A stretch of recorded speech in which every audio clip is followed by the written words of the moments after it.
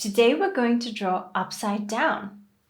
Well, not literally, we're going to flip our reference upside down and it's going to trick our brains into drawing more accurately.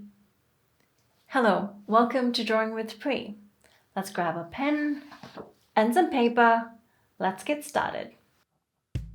Upside down drawing is an exercise that is built to enhance your observation and problem-solving abilities. In this exercise, we flip our image or our reference upside down and attempt to recreate it by drawing it on paper. This method enables artists to see lines, shapes, and contours rather than any preconceived notions of what they think they are drawing. By disconnecting from recognizable features of a subject such as the eyes, a nose, the mouth, and labeling it as such, artists can focus instead on capturing proportions, angles, and relationships of the things they are observing and draw them in relation to one another. When the reference image is turned upside down, it becomes unfamiliar. An eye no longer looks like an eye, it looks a bit strange. A nose looks a bit different. As a consequence, you are forced to see what you are sketching in a new light. When beginners draw, they often discover that what they are drawing does not look like what they are seeing. How do we explain that? Well, you see, our brain tends to rely on symbols, shortcuts, and simplifications to represent what we see. When we draw, we often draw what we think an eye or a nose should look like, rather than what is actually in front of us. This is what happens when we sometimes notice that our drawings are inaccurate.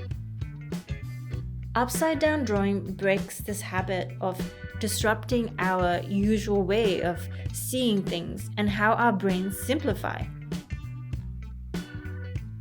By flipping the reference image upside down, we see the subject as a collection of abstract shapes and lines.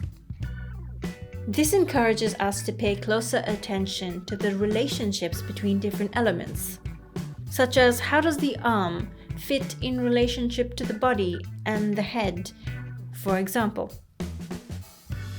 By training your brain to see things from a different perspective, you can improve your problem-solving skills and think creatively on the go.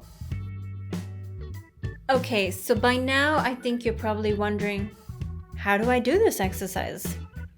So I have 2 tips to help you approach this exercise.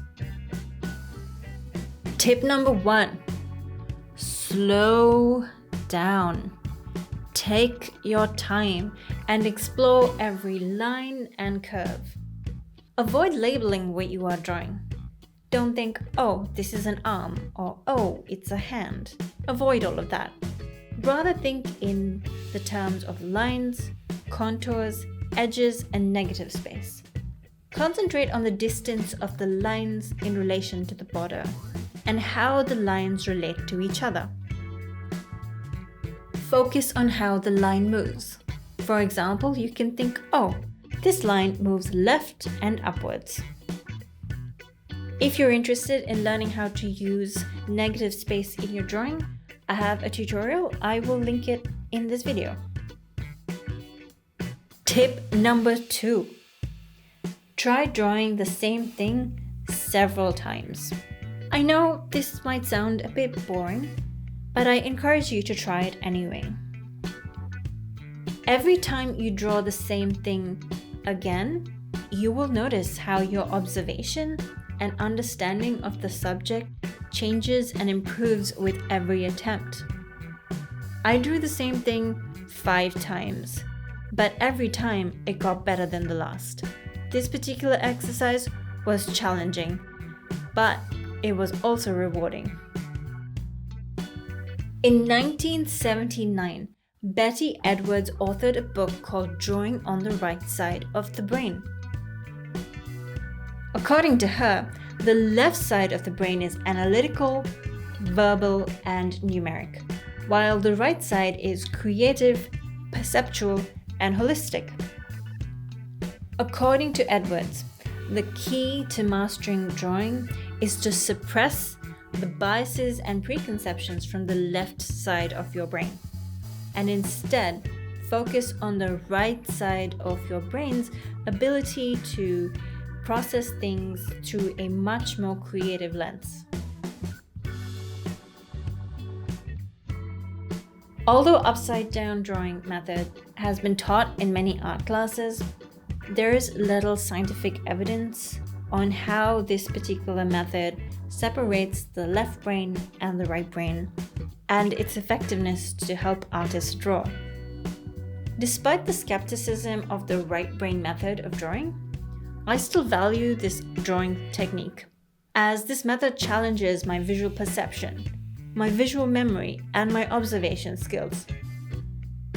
I'm always interested in learning new ways to grow and improve my observations and my drawing. That is a fundamental skill to becoming a better artist. This is why I highly recommend it if you are interested in getting better at drawing. If you try this drawing exercise, let me know how it goes for you. Did you find it difficult? 'Cause I sure did. If you've done this exercise before, has it helped you? Did it challenge you like it challenged me? Overall, the experience of drawing this reference upside down was very challenging. I really struggled with it. I'm quite happy with the way that the upper part turned out, but I'm not so happy with the lower part. I think I might have rushed it. I also don't like how that I ran out of space and had to kind of make do. While I am disappointed with some sections of this drawing, I am quite pleased with the fact that I chose to challenge myself and do something very unusual and get out of my comfort zone. If you enjoyed what you watched, you might enjoy what you read.